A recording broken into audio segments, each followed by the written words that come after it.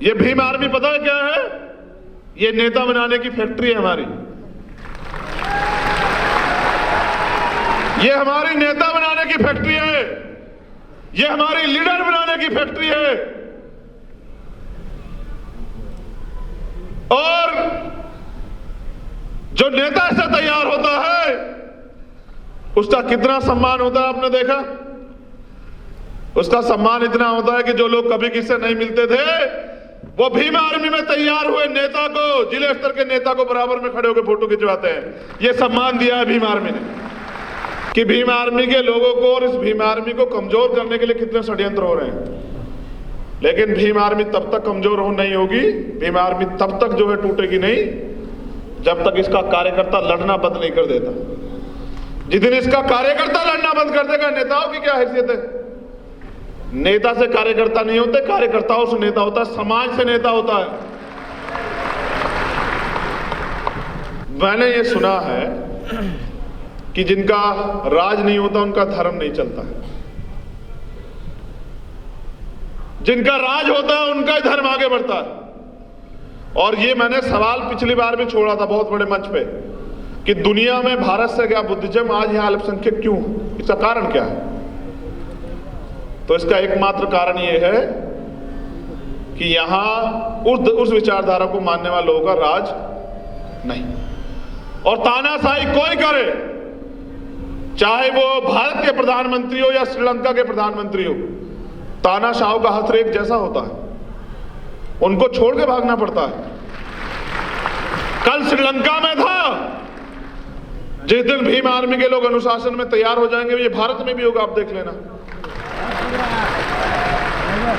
जन आंदोलन भारत में इसलिए नहीं खड़ा होता मेरे साथियों क्योंकि अभी हम जातियों में बटे हुए हैं।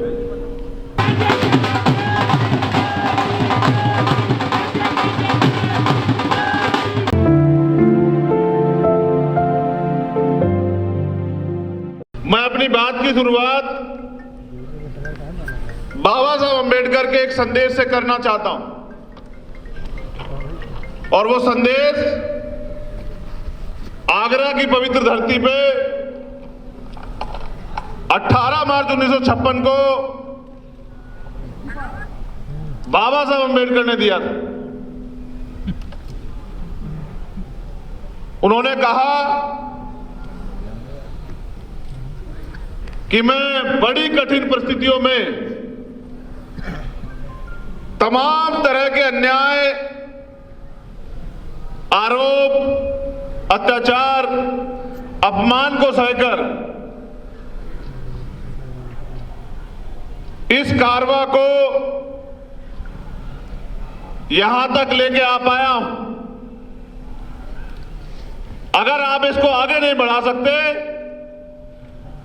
तो इसको पीछे मत जाने देना। उन्होंने यह भी कहा कि मुझे मेरे पढ़े लिखे लोगों ने धोखा दिया। उन्होंने उसके बाद जो कहा वो बहुत महत्वपूर्ण, और उन्होंने कहा कि अब मैं बूढ़ा हो चला हूं, परेशान रहता हूं, मुझे नींद नहीं आती। मैं अपने जब चारों ओर देखता हूं तो मुझे एक भी नौजवान नहीं दिखाई देता जो इस तंबू का बंबू बनके इस आंदोलन को आगे ले जा सके। ये बात बाबा साहब अंबेडकर 56 में कह रहे हैं। कब कह रहे हैं? 56 में। और किनके बीच में कह रहे हैं? ये बात बाबा साहब अपने उन अनुयायियों को भी कह रहे हैं जो उनके साथ काम कर रहे थे। ये सिर्फ समाज को नहीं कह रहे हैं, ये बात बाबा साहब अंबेडकर अपने अनुयायियों, अपने सहयोगियों को भी कह रहे हैं। वो उनको भी आईना दिखा रहे हैं कि आज मुझे मेरे चारों ओर कोई एक भी नौजवान ऐसा दिखाई नहीं देता जो इस आंदोलन रूपी तंबू का बंबू बनके इस आंदोलन को आगे बढ़ा सके। यानी कि जो साथी उस समय काम कर रहे थे बाबा साहब के साथ, बाबा साहब उन पे भी भरोसा नहीं कर पा रहे थे कि इसको आगे बढ़ा देंगे। वो कहते अगर कोई ऐसा नौजवान जाए और इस आंदोलन को आगे बढ़ाए तो मैं भी चैन से मर सकूं। वो इस देश के नौजवानों से आह्वान करते हैं कि उठो, जागो। अपने लिए तो पशु पक्षी भी जी रहे हैं, श्रेष्ठ जीवन जीना है तो समाज के लिए जियो। आज भीम आर्मी वही तो कर रही है। आज अगर पूरे देश में के अन्याय होता है तो पुलिस से पहले किसको आम आदमी याद करता है बताओ? भीम आर्मी को। और जिसकी पुलिस से भी उम्मीदें खत्म हो जाए वो किससे उम्मीद करता है? जिसकी सरकार से भी उम्मीद खत्म हो जाए वो किसके संघर्ष से उम्मीद करता है? और ये मेरी ताकत नहीं है, ये इस मंच की ताकत नहीं है, ये ताकत है उस कोने पे और वहां सामने बैठे हर एक कार्यकर्ता की, जो ना दिन देखता है, ना रात देखता है, ना सुबह देखता है, ना शाम देखता है, ना धूप देखता है, ना बारिश देखता है, ना भूख देखता है, ना प्यास देखता है। बस उसको एक आदेश या एक जानकारी मिली होती है कि मेरे समाज पे, इस बहुजन समाज पे कहीं अत्याचार हुआ है, फिर उसको रोकने वाली ताकत जो है वो फिर सरकार के पास नहीं। इसी क्रम में यहां सीएचए के भाई बहन भी आए हुए हैं मेरी जानकारी में। जो लोग राजस्थान सीएचए के जो भाई बहन हैं वो मेरे सामने वो भी आए हुए हैं और उन्होंने मुझसे कहा था कि भाई सरकार हमारी बात नहीं मान रही है, आपको हमारा साथ देना होगा। मैंने उनसे वादा किया था कि हमारा अधिवेशन खत्म हो जाने दो, इस राजस्थान सरकार की भी अकल ठीक करने का काम भीम आर्मी के लोग करेंगे।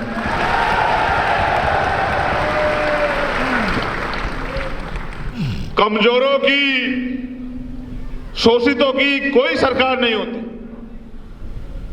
अगर उनको ताकतवर बनना है तो अलग जन से बहुजन बनना पड़ेगा। जब आंदोलन की शुरुआत की थी तब मेरी सोच ये नहीं थी, तब मेरा लक्ष्य भी ये नहीं था।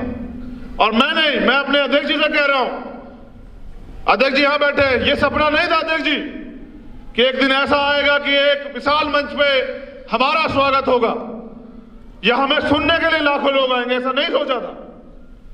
लेकिन ये समय, परिस्थिति और आपके साथियों का संघर्ष है। मैं धन्यवाद देता हूं सहारनपुर की धरती को भी, वहां के एक साथी को पुराने, आज जो हमारे बीच नहीं है, मैं उनका भी धन्यवाद करता हूं कि उन्होंने भी कहीं ना कहीं इस आंदोलन को मजबूत किया है। लेकिन साथियों, अभी हम लोग कर क्या रहे हैं कि कहीं अन्याय हो जाता है तो हम लोग जाते हैं न्याय दिलाने के लिए। रेप हो जाता है, हत्या हो जाती है, जैसे रीट के बच्चे हैं, जैसे सीएचए के बच्चे हैं हमारे भाई बहन, जैसे और तमाम तरह के वो हैं। तो हमारी प्रक्रिया क्या होती है कि जब कोई अन्याय होता है तो हम उनको न्याय दिलाने जाते हैं। तो एक सवाल जो हमारे साथियों ने मुझे दिया कि भाई ये जरूर बता देना कि हमने पार्टी क्यों बनाई, तो उसका जवाब ये है मेरे शब्दों में। आप सब लोग यहां उपस्थित है, 22-23 स्टेट की टीम के रिप्रेजेंटेटिव, प्रदेश अध्यक्ष या कोई साथी यहां मौजूद है। तो आप ये बताओ कि जब भीम आर्मी ईमानदार से लड़ाई लड़ती है और जब भीम आर्मी के साथियों के साथ कोई मुसीबत आती है तो कोई पार्टी है ऐसी जो आपके लिए लड़ती हो? जितने लोग यहां बैठे आप बताओ, जो भीम आर्मी के कार्यकर्ताओं पे झूठा मुकदमा होता है, उनको जेल भेजा जाता है, उनको पीटा जाता है या उनको डिटेन किया जाता है या उनको अरेस्ट करके जो है उनके साथ उनको अपमानित किया जाता है, बताओ कोई एक दल है जो आपकी आवाज उठाता है क्या? बताओ। आज मैं दलितों की तरफ से नहीं बोल रहा हूं, आज मैं अल्पजनों की तरफ से नहीं बोल रहा हूं, और मुझे अल्पजन बनाओ भी मत। मेरी एक ही पहचान है, मैं बहुजन। ये आंदोलन 15 बनाम 85 का है और इस देश में 85 राज करेंगे, इसकी तैयारी भी हमें करनी पड़ेगी, क्योंकि हमने उनको 70 साल से मौका दिया। सारी सरकारें उनकी बनी, स्टेट की हो या सेंटर की। आज भी हमारे लोग आंसू आंसू के लिए मजबूर है, रोटी रोटी के लिए मजबूर है, कपड़े मकान के लिए मजबूर है। और इन्हीं बात पे हमारी वोट ली जाती है कि आपको ना अनाज दे देंगे, आपको चावल दे देंगे, तेल दे देंगे, दाल दे देंगे, हमें वोट दे दो। मैं ये बहुत गहराई से भारतीय राजनीति का अध्ययन करता हूं तो मैं देखता हूं कि लोग इस देश में 50 से 55% लोग वोट करते हैं, यानी कि 45% लोग वोट नहीं करते। हमारी तो आबादी 85% है। तो ये 45% लोग अपने मत का प्रयोग क्यों नहीं करते? क्योंकि वो आज तक वोट के प्रति जागरूक हुए ही नहीं है। उनको लगता है कि एक दिन छुट्टी का और दिन छुट्टी मनानी, बाद में रोते रहते हैं पूरे 5 साल कि साहब हमारे हिस्से में कुछ आया नहीं। जब तक हम लोग जाति के जंजाल से बाहर निकल के बहुजन नहीं बनेंगे, इस देश के SC, ST, OBC माइनॉरिटी को संगठित नहीं करेंगे, तब तक हम लोग इस देश में रोते ही रहेंगे, चिल्लाते ही रहेंगे। इसके अलावा कोई चारा नहीं। और आपके रोने चिल्लाने से कोई सरकार नहीं पिघलती। इसका उदाहरण यहां CHA के बच्चे बैठे हुए, इसका उदाहरण उत्तरजार शिक्षक भर्ती के बच्चे बैठे हुए कि वो रोए भी, चिल्लाए भी, पिटे भी, भूखे भी रहे, प्यासे भी रहे, लेकिन सरकार को दया नहीं आई। क्योंकि सरकार का चरित्र एक होता है। ये हमने राजस्थान की सरकार से सीखा। मैं धन्यवाद देता हूं राजस्थान की सरकार का कि उन्होंने हमारे हौसले और बुलंद किए। और मैं अपने राजस्थान के प्रभारी और उनके नेताओं को, जो राजस्थान प्रदेश के भीम आर्मी आजाद समाज पार्टी, कहना चाहता हूं कि अगर अब भी वो दोबारा से वो सरकार सत्ता में आई तो फिर वो अपमान बरकरार रहेगा, जो अपमान उन्होंने जो है इस बार हमें सूद समेत दिया है,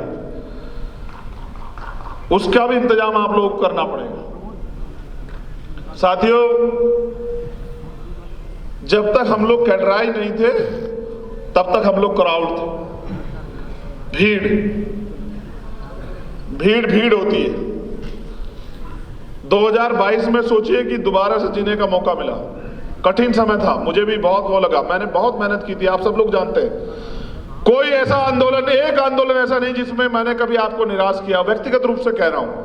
इस मैं ये पूरी भीम आर्मी है, मैं इनकी तरफ से नेतृत्वकर्ता के तौर पे बोल रहा हूं। कोई एक आंदोलन ऐसा है जिसमें भीम आर्मी के लोगों ने पीठ दिखाई हो? कोई एक ऐसा मामला है जहां भीम आर्मी के लोगों ने जेल या मुकदमे के डर से घर की तरफ रास्ता किया हो? मुझे तो आज भी वो याद है जब 5 मई का हादसा हुआ, फिर 9 मई का जो पूरी घटनाक्रम हुई, फिर उसके बाद 16 महीने एक एक दिन ये सोच के काटा जेल में मैंने और मेरे भाइयों ने, भाई विनय दत्त सिंह जी, कमल भाई, मंजीत भाई और सारे साथी, ये सोच के काटा कि अगर मौका मिलेगा तो ये अन्याय किसी और के साथ ना हो, इसकी तैयारी हम लोग करेंगे। और वो दिन है और आज का दिन है, हम लोग संघर्ष कर रहे हैं। इस संघर्ष के बलबूते आज हम लोग यहां खड़े हैं। कल आप भी मेरी जगह आ सकते हैं। भीम आर्मी में कोई पैसे वाला आगे नहीं बढ़ रहा है। जितने लोग बैठे आप बता दो, क्या कोई पैसे वाला आगे बढ़ा है भीम आर्मी में? आज जो राष्ट्रीय स्तर के पदाधिकारी है वो कहीं ना कहीं भीम आर्मी के जिले, मंडल, प्रदेश स्तर के पदाधिकारी थे, वही लोग तो आगे बढ़े।